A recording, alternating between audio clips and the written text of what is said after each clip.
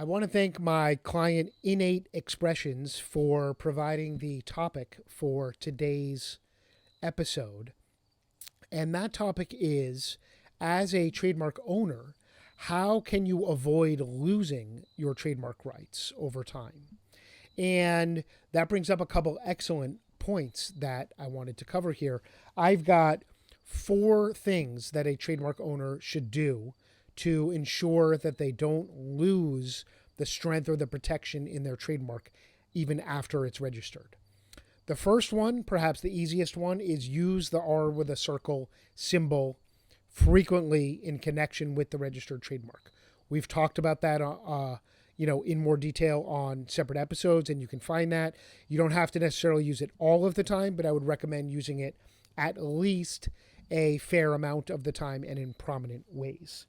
Second thing is to make sure that you track the renewal deadlines and renew on time and properly. Trademark registration requires a renewal at the USPTO. The initial one is due after 5 years of registration, then after 10 years, 20 years, etc. And it's complicated to track and follow those renewal deadlines because also each deadline comes with a year-long period. So, for example, when I said 5 years, it's actually not due until the 6th anniversary of the registration, that first renewal filing or maintenance document. And so there's a lot of nuance and complication to the renewals. Make sure you're docketing and on top of the renewal deadlines. Again, see my blog, see other episodes where we talk about that in greater detail. Another important way that trademark registration owners can make sure they don't lose rights over time is to make sure they don't use their trademark generically. Now, for many businesses that are nowhere near becoming, ubiquitous and household names, this is not a huge concern, but something to be aware of anyways. And basically, the way to do this is to avoid using your trademark name as a verb, but use it as an adjective. So Starbucks does a nice job with this. Their word for a frozen blended beverage is the Frappuccino. That's a registered trademark. You'll notice on their menus and other things, they don't just say Frappuccino. They say something like Frappuccino blended coffee drink or something like that, to use it as an adjective and to make sure that people know that Frappuccino is a specific type and brand of beverage, not a generic word for any frozen coffee beverage. Same thing with Kleenex. If you look at a Kleenex box or packaging real carefully in very small print, next to or under Kleenex, it says brand tissues. They're trying to remind people that tissues is the generic word for the product. Kleenex is the brand name.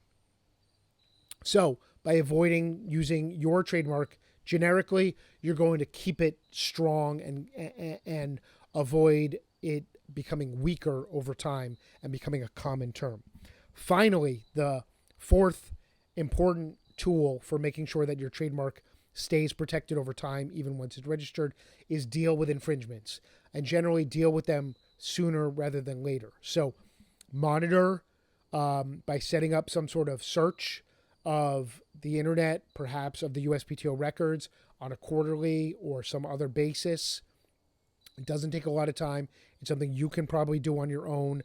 There are search services out there, but they can be expensive. But monitor, see if you find any infringements. Another great tool for that is Google will actually set up alerts where you can put in a name or a phrase in quotes, and you'll get an email alert when new results come up that match it. So use tools like that. And when you find out about what might be a trademark infringement situation, talk to a lawyer and deal with it relatively quickly. The longer somebody uses and commits to and invests in their brand, the more likely they are to spend time, to spend money to fight back for it. So those are the tools that you want to think about as a owner of a registered trademark to ensure that you are keeping it as strong as possible, keeping it registered and renewed. Thank you again for the great topic input. And if you are listening and you've got a topic you'd like to see me cover, we've now done about 150 trademark podcast episodes, tricks of the trademark. Maybe not quite at 150 yet, but we're getting close. And, dozens and dozens of videos on my site. And I'm always looking for great ideas from the listeners and the viewers. So if you've got an idea for a future episode, feel free to leave a comment or send me a message. Thanks.